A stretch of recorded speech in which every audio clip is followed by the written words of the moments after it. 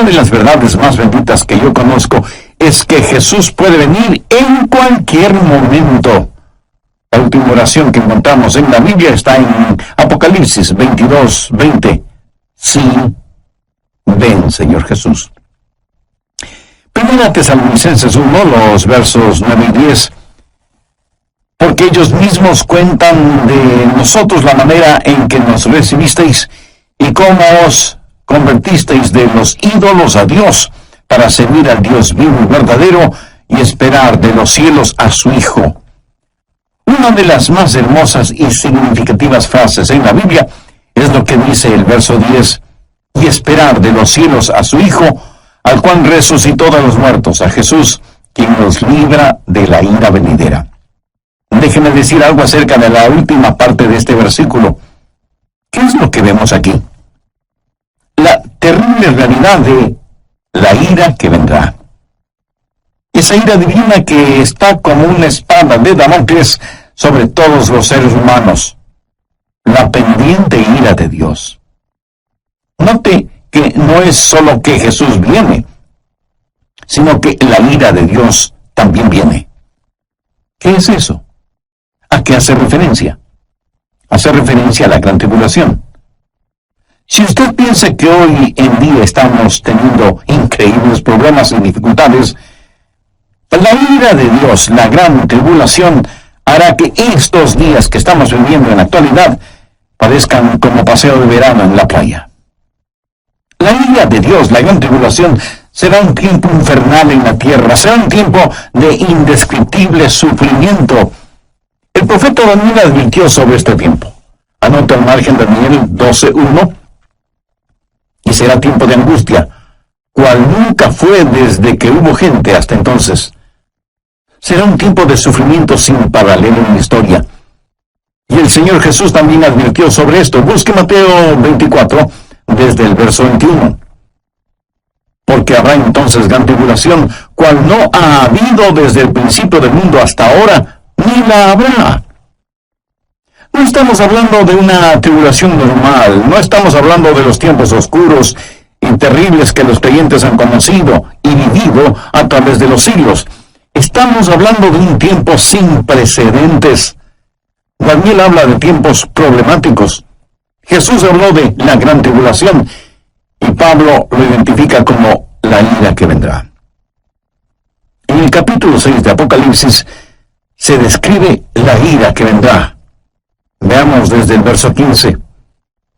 Y los reyes de la tierra y los grandes, los ricos, los capitanes, los todopoderosos y todo siervo y libre, se escondieron en las cuevas y entre las peñas de los montes y decían a los montes y a las peñas, caed sobre nosotros y escondednos del rostro de aquel que está sentado sobre el trono y de la ira del Cordero. Generalmente hablamos de la gentileza del amor del Cordero, o sea, de Jesús. Pero escúcheme con atención. El amor de Dios es la mitad de la verdad, pero no toda la verdad. Y cuando usted toma solo la mitad de una verdad y la presenta como si fuera toda la verdad, entonces la mitad que no presenta resulta que viene siendo una mentira. Pero, mi amigo, de acuerdo a la Biblia, la otra mitad del amor de Dios es la ira de Dios, la justicia de Dios. El gran día de la ira de Dios se acerca. ¿Y quién será capaz de enfrentarlo?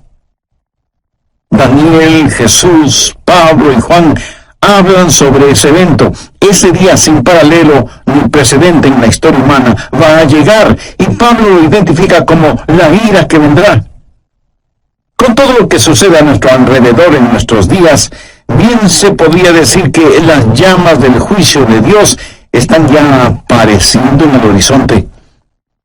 Apocalipsis 6, desde el verso 1. Vi cuando el Cordero abrió uno de los sellos, y oí a uno de los 4 seres vivientes decir, como con voz de trueno, ven y mira. Cuando usted escucha truenos, ¿qué es lo que espera? Pues una tempestad, ¿verdad? A Juan se le dijo que mirara. ¿Y qué lo que vio? Veamos en el verso 2. Y miré, y he aquí un caballo blanco. Vamos a ver 4 jinetes en sus caballos, cabalgando durante la gran tribulación. Algunos llaman a estos los 4 jinetes del Apocalipsis. Y todo esto no es más que una descripción de la frase que Pablo usó cuando dijo, la ira venidera. El primer caballo es el blanco, de dominio. Juan dice, y miré, y he aquí un caballo blanco, y el que lo montaba tenía un arco, y le fue dada una corona, y salió venciendo, y para vencer. ¿Quién es este que monta en un caballo blanco? Mi amigo no es otro que el anticristo. Es la simbología bíblica. Un caballo blanco significa dominio, conquista, triunfo, y durante ese tiempo, el Mesías del diablo, el anticristo, regirá en el mundo. Tiene un arco en su mano, lo cual es símbolo de poder. Tiene una corona en su cabeza, lo cual también significa dominio. Y si usted me pregunta, ¿el mundo en realidad será gobernado por el anticristo? Absolutamente cierto. Jesucristo fue muy claro al respecto. Busque Juan 5:43. Yo he venido en nombre de mi Padre, y no me recibís. Si otro viniere en su propio nombre, a ese recibiréis. Jesús dijo que no le recibimos a él, que es el verdadero Cristo, pero sí recibiremos al anticristo, que vendrá montado en un caballo blanco. De paso, quiero compartir con usted lo que leí en un periódico y que tiene que ver con un nuevo símbolo propuesto para las Naciones Unidas.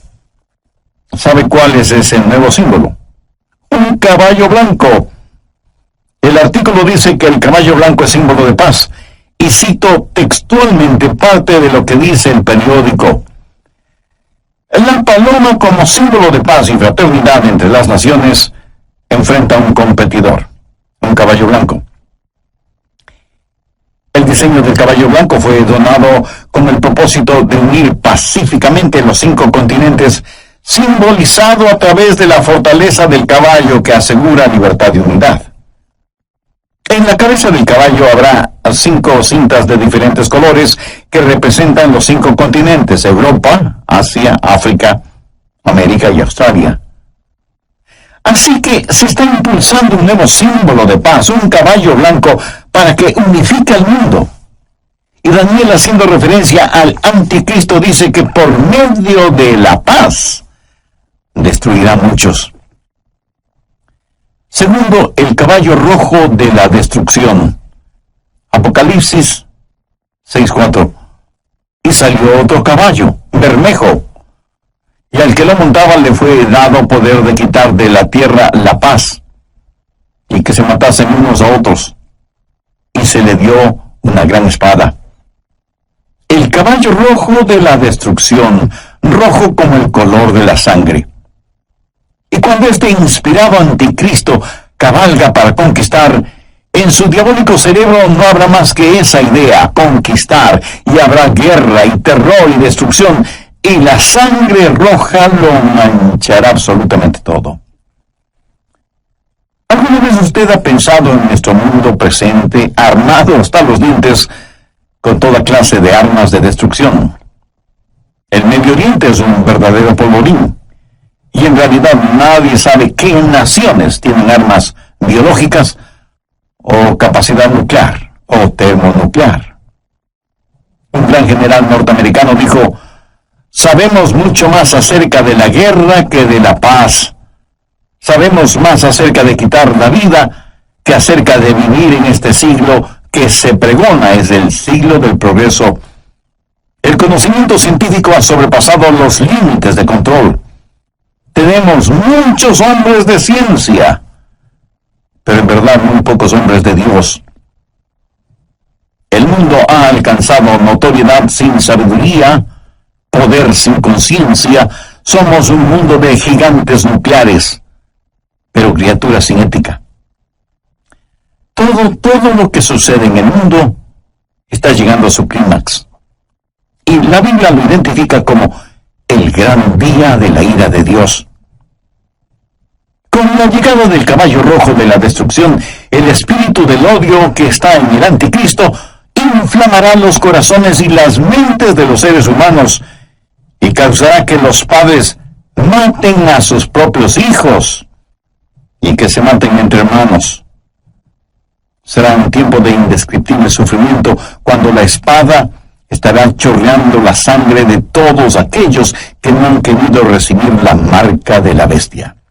Y los cadáveres estarán abandonados en las calles, llenando con olores putrefactos el aire, en donde se mezclarán las lágrimas y el llanto de los vivos con el pedido de auxilio de los moribundos. Y uno puede entender lo que profetizó Jesús cuando dijo: «Mas ay de las que están encintas y de las que crían en aquellos días, porque habrá entonces gran tribulación, cual no ha habido desde el principio del mundo hasta ahora, ni la habrá».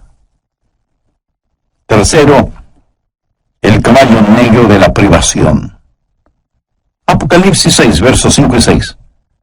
Cuando abrió el tercer sello, oí al tercer ser viviente que decía: «Ven y mira».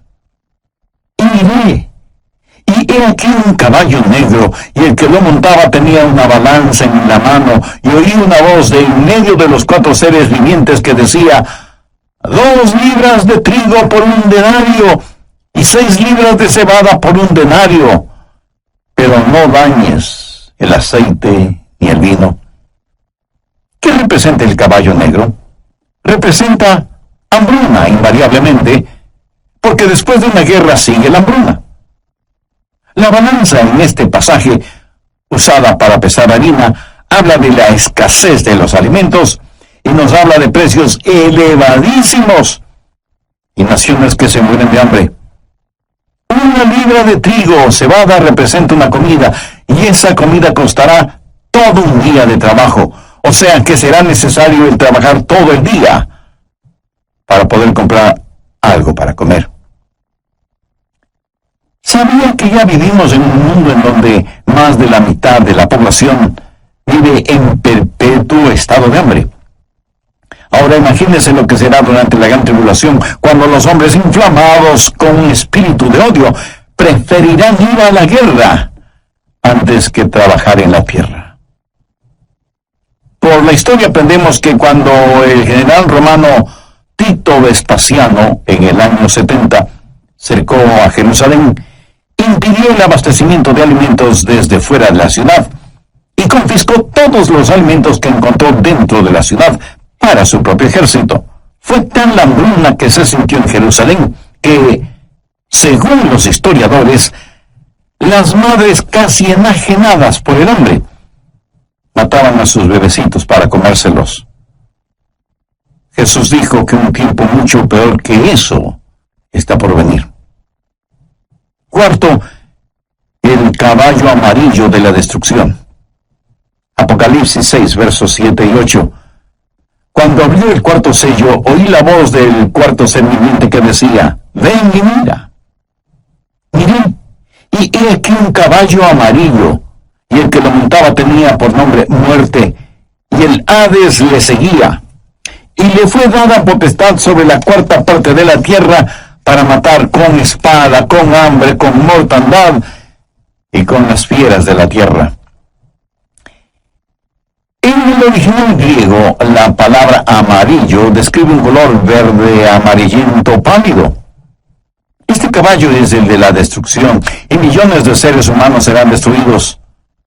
Esto nos enseña que en los oscuros días de la ira venidera habrá un odio generalizado, inspirado por el anticristo, y las masacres serán las consecuencias de ese odio, y la sangre correrá como ríos, y el hambre producirá muerte, y después de la muerte, el infierno. Se dice que a veces más gente muere después de terminada una guerra que durante la guerra misma. Y usted preguntará, ¿cómo puede ser eso posible? Amigo, después de la guerra hay una explosión de pandemias, infecciones, plagas. Pero en este pasaje, note que después de la muerte viene el Hades. ¿Qué significa eso? La muerte reclama el cuerpo, pero el Hades reclama el alma. Esos van a ser días terribles cuando ni siquiera en el sepulcro usted podrá esconderse de Dios. Y yo creo que los 4 jinetes del Apocalipsis están listos para comenzar su recorrido. Si nuestros oídos son sensibles, escucharemos el estruendo de sus cascos aproximándose aceleradamente. El gran día de la ira de Dios vendrá, ¿y quién será capaz de enfrentarlo? Este pasaje de Primera de Tesalonicenses nos previene acerca de la ira que vendrá, pero solo he hablado de una parte de lo que sucederá durante la gran tribulación. Vayamos ahora a Apocalipsis 9. La gran tribulación será un tiempo cuando los espíritus diabólicos serán desatados sobre la tierra. Apocalipsis 9:1. Y el quinto ángel tocó la trompeta y vio una estrella que cayó del cielo a la tierra. ¿Qué representa esa estrella caída? Es el mismísimo Lucifer.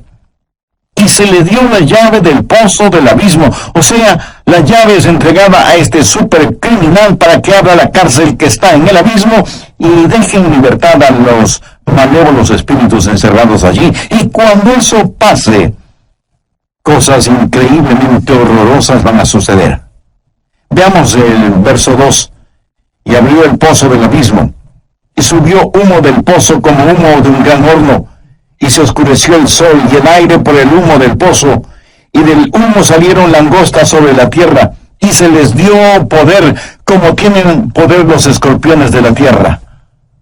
Un notable comentarista bíblico refiriéndose a esto dice: las langostas son infernales, por eso vienen desde el fondo del abismo. Bueno, aquí no está hablando de langostas comunes. Estas son un emblema, un simbolismo de espíritus diabólicos. Son espíritus infernales e insaciables. Este no es un panorama muy halagador que digamos, ¿no le parece? Y menos para quienes no son salvos todavía. ¿Es usted ya salvo o salva? ¿Hay en su corazón el anhelo de que Jesús regrese? ¿Tiene la absoluta certeza de que al morir se irá al cielo? Si no es así, usted necesita hacer una decisión espiritual ahora mismo. Le invito a decir la siguiente oración. Dígala con sus propias palabras. Las mías son solo una guía.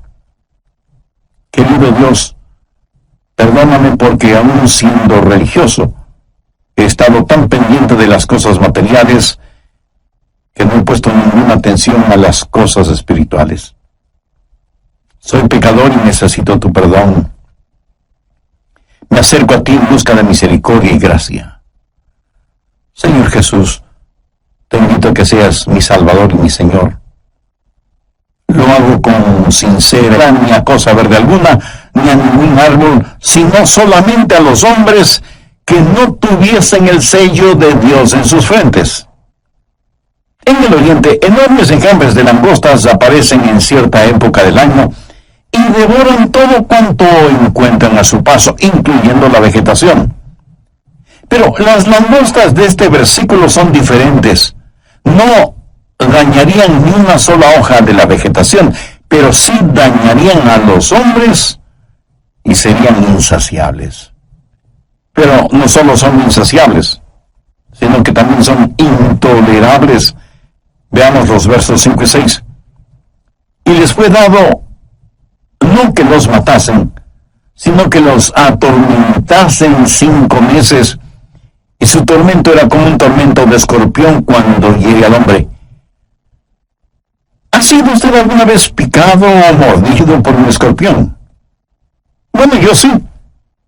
Y eso es algo que de ninguna manera es agradable el recordarlo. Pero estos tal vez billones de langostas bíblicas salidas del abismo infernal tendrán el poder de ocasionar intolerables y terribles dolores. ¿Cuán terrible es ese dolor? La respuesta está en el verso 6. Y en aquel día los hombres buscarán la muerte, pero no la hallarán, y ansiarán morir, pero la muerte huirá de ellos. Los hombres con ansiedad buscarán la muerte, porque la muerte será una bienvenida liberación al tormento ocasionado por estos espíritus diabólicos que estarán en total libertad sobre la tierra.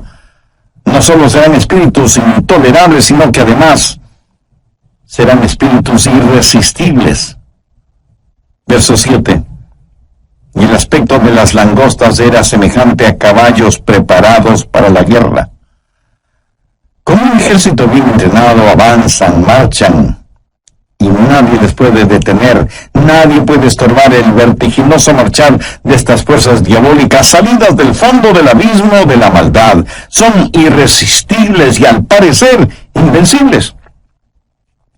Apocalipsis 9:7. Y el aspecto de las langostas era semejante a caballos preparados para la guerra. En las cabezas tenían como coronas de oro. ¿Qué significa esto? Significa que a Satanás se le ha dado dominio y está temporalmente en el trono. Es el milenio del diablo. El infierno está de fiesta. Son irresistibles, invencibles e inteligentes. Mire lo que dice la parte final del verso 7. Sus caras eran como caras humanas. En la tipología bíblica, el rostro de un hombre siempre habla de inteligencia. Pero siempre ha sido la sabiduría humana la que ridiculiza la verdad de Dios. El interés de Satanás siempre ha sido el controlar la mente del hombre, no tanto su corazón y conciencia. Los espíritus diabólicos implantan en nuestras mentes ideas de cómo debemos aprender acerca de las estratagemas seductoras de Satanás, pero son estratagemas insidiosas. Verso 8. Tenían cabello como cabello de mujer, sus dientes eran como de león. Mi amigo, estas no son langostas ordinarias. El cabello de mujer habla del carácter seductor y atractivo de las fuerzas diabólicas. La Biblia nos advierte acerca de los espíritus seductores, y el diablo seducirá a millones con encantos femeninos. Pero debemos mirar más allá de todo lo que ofrece como atractivos este ángel de luz, porque él es en verdad un león rugiente. La Biblia dice, sus dientes eran como de león, para devorar y destruir a quienes coraza como corazas de hierro. ¿Qué significa esto? Que por un periodo de tiempo ellos eran inmunes a cualquier daño. A los débiles y pecadores seres humanos no les servirá de nada el tratar de luchar. ¿Cuán frecuentemente desestimamos el poder de Satanás y nos reímos y hacemos bromas al respecto? Lo cual es una necedad, porque estos espíritus diabólicos son insensibles e inescapables. Note lo que dice la segunda parte del verso 9. El ruido de sus alas era como el estruendo de muchos carros de caballo corriendo a la batalla. Por todas partes el aire está lleno con los ruidos de estos espíritus diabólicos, a quienes usted no puede ganar en astucia, ni nada. Veamos ahora el verso 10. Tenían colas como las de escorpiones y también aguijones, y en sus colas tenían poder para dañar a los hombres durante 5 meses. ¿Sabía usted que el tiempo normal de vida de una langosta es 5 meses? El apóstol Juan usa simbolismos para decirnos que estos espíritus malignos, que tienen colas como de escorpiones, efectuarán su trabajo de herir a los hombres. Tienen el poder para hacerlo. Y como si todo esto fuera poco, esos espíritus son además indivisibles. Verso 11. Y tienen por rey sobre ellos al ángel del abismo, cuyo nombre en hebreo es Abadón y en griego Apolión. Hay un rey sobre estos espíritus. Recuerde que no tenemos lucha contra sangre y carne, sino contra principados, contra potestades, contra los gobernadores de las tinieblas. Abadón o Apolión literalmente significa destrucción. un poderoso príncipe infernal, tal vez Satanás mismo, es quien los guía para que torturen a los habitantes de la tierra durante la gran tribulación, o sea, durante la ira venidera. En segundo lugar, hay una anticipada espera. Veamos 1 Tesalonicenses 1:10. Y esperar de los cielos a su Hijo, al cual resucitó de los muertos, a Jesús, quien nos libra de la ira venidera. ¿Lo ven? Esperamos por su Hijo Jesús, quien nos libra de la ira venidera. Pregunta, ¿vivirá la iglesia la gran tribulación? ¿Estará la iglesia sujeta a la ira que vendrá? Bueno, personalmente no lo creo, y le diré por qué.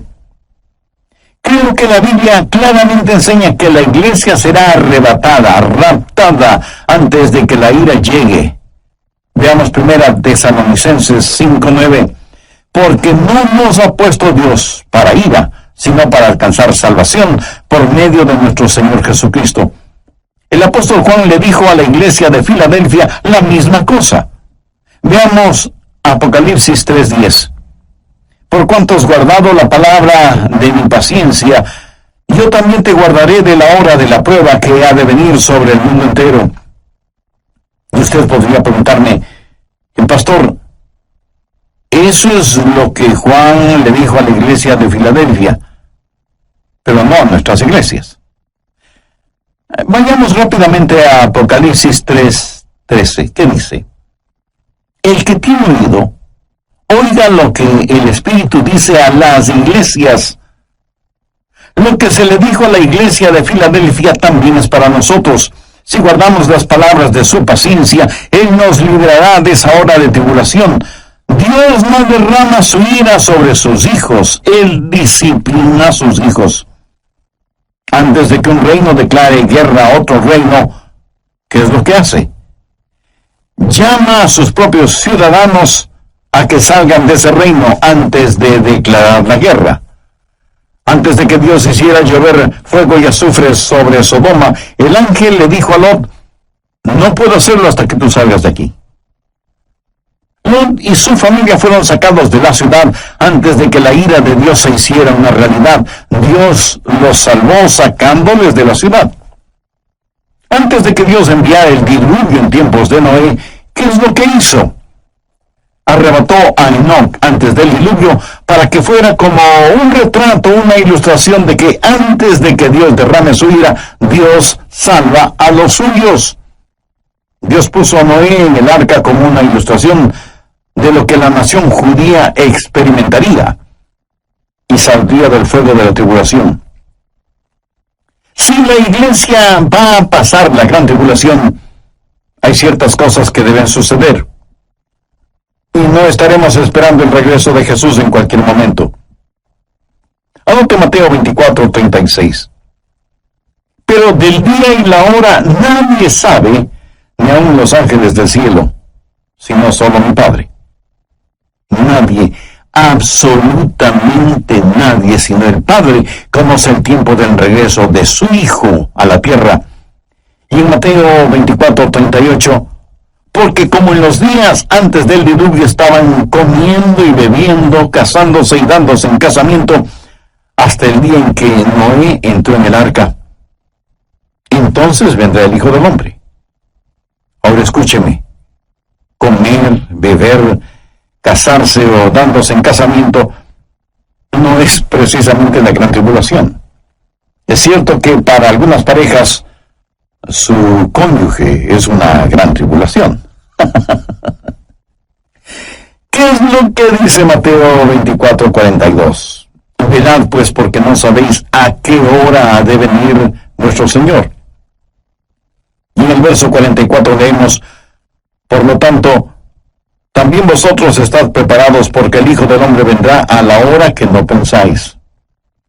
Si la iglesia va a pasar por la gran tribulación, puedo simplemente comenzar a marcar los días. La tribulación durará 7 años. La divido en 2 periodos de 3 años y medio y puedo comenzar a contar. Pero la Biblia dice que debemos esperar por Jesús, debemos esperar su regreso de los cielos.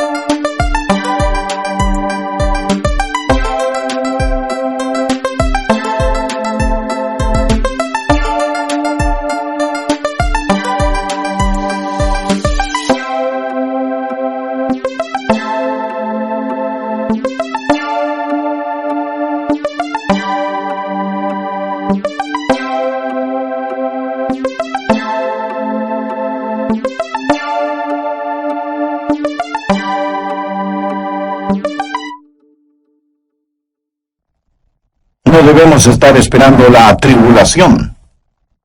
Marcos 13, versos 32 y 33 dicen: pero de aquel día y de la hora nadie sabe, ni aun los ángeles que están en el cielo, ni el Hijo, sino el Padre. Mirad, velad, llorad, porque no sabéis cuándo será el tiempo. Una y otra vez el Señor nos dice que debemos estar listos. Él nos ha librado de la ira venidera. Si la iglesia va a pasar por la gran tribulación, entonces, en vez de estar mirando hacia arriba, debemos estar mirando alrededor, esperando no a Cristo, sino al anticristo. No habrá la esperanza bendita, y la muerte sería mucho mejor que pasar por la tribulación para llegar al reino. Sí, hay una ira pendiente, pero también hay una anticipada espera. Nosotros esperamos por Jesús. Hay también un servicio ejemplar. ¿Qué debemos hacer? Pues estar listos para el rapto. ¿Cómo los creyentes de la iglesia primitiva se preparaban para el rapto? Veamos 1 Tesalonicenses 1:9. Porque ellos mismos cuentan de nosotros la manera en que nos recibisteis y cómo os convertisteis de los ídolos a Dios para servir al Dios vivo y verdadero y esperar de los cielos a su Hijo, al cual resucitó de los muertos, a Jesús, quien nos libra de la ira venidera. En primer lugar, si usted quiere estar listo para el rapto, necesita convertirse de sus ídolos a Dios. Y alguien dirá: nosotros no tenemos ídolos. Oh, sí que los tenemos. Ídolos viejos con nombres nuevos. En vez del dios Mamón, que representa avaricia, ahora es el dios ambición.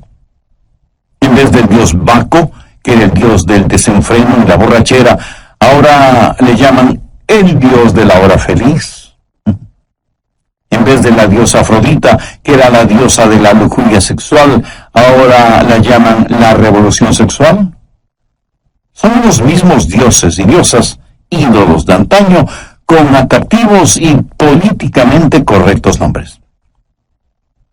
Hoy en día, en vez de Marte, que era el dios de la guerra, ahora se lo identifica como indignación justa. Y sin embargo tenemos en nuestras modernas ciudades más problemas, crímenes y odios como nunca antes. Viejos ídolos con nuevos nombres. ¿Y qué es un ídolo? Un ídolo es cualquier persona o cosa que usted ame más que a Dios. Es cualquier cosa en la cual usted confía más que en Dios. Es cualquier cosa a la que sirve más que a Dios. O cualquier cosa a la que usted tema más que a Dios. Cualquier persona o cosa que le desvíe de Dios es un ídolo. En Mateo 6:33 leemos: mas buscad primeramente el reino de Dios y su justicia, y todas estas cosas os serán añadidas. Usted debe volverse de sus ídolos a Dios. Usted no puede tener a Cristo y al mundo al mismo tiempo. Tiene que arrepentirse. Esa es la primera cosa para estar listo o lista para el rapto. ¿Se ha vuelto usted hacia el Dios vivo y verdadero? ¿Se ha olvidado o dejado de sus viejos caminos? ¿Le ha entregado su corazón a Jesús, que Él es el Dios vivo y verdadero? En segundo lugar, hay que servir al Dios vivo y verdadero. Algunos de ustedes me dirán: Pastor Adrián, yo creo las cosas que usted predica sobre profecía. Bueno, muchas gracias. Ahora permítame decir, con toda la unción, función y emoción de mi alma, si usted cree en lo que estoy predicando hoy, usted debe empezar a servir a Jesús. Por favor, saque su cabeza de las nubes proféticas y ponga sus pies en la tierra y comience a ganar almas.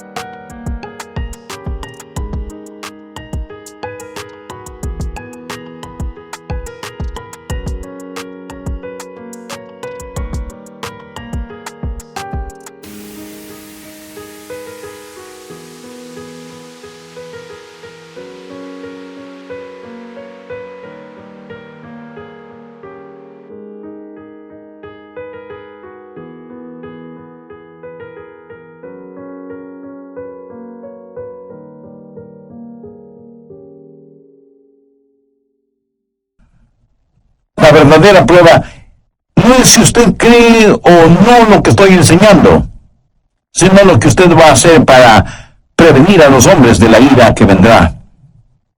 Y debemos trabajar hasta cuando Jesús regrese y luego nos juntaremos en nuestro hogar celestial. Tercero, hay que esperar el regreso de Jesús. Esos creyentes esperaban por Jesús no como un último recurso o como una escalera de incendios, sino que estaban diciendo: ven pronto, Señor Jesús. Estaban esperando su regreso, ansiaban su venida, vivían con esa expectativa, oraban por su venida y muchos literalmente murieron diciendo: ven, Señor Jesús. Como ilustración le contaré que una joven mujer estaba en la estación del tren esperando a su novio, que venía para casarse, y ella estaba ahí, esperando con ansiedad el tren. El anciano jefe de la estación también estaba allí, con sus horarios de llegadas y salidas de trenes. Él sabía que un tren estaba por llegar, pero no lo esperaba con la misma ansiedad con que esa novia esperaba la llegada del tren en donde venía su novio. Nosotros debemos tener el espíritu no del jefe de la estación, sino de esa novia. La Biblia dice: y esperad de los cielos a su Hijo, al cual resucitó de los muertos, a Jesús, quien nos libra de la ira venidera. Me pregunto cuántos de quienes me escuchan en este momento conocen en forma personal al Señor Jesucristo. Porque si usted aún no tiene una relación íntima con Él, este es el momento de hacer esa decisión. Recuerde que Jesucristo puede retornar en cualquier momento, y en la Biblia no encuentro ninguna esperanza para nadie que no tenga a Cristo en su corazón. Si usted rechaza ser salvo antes de la venida de Jesús, terminará creyendo las mentiras de Satanás y tendrá que vivir los horrores de la tribulación y después de eso, el infierno, o sea, separado eternamente de Dios.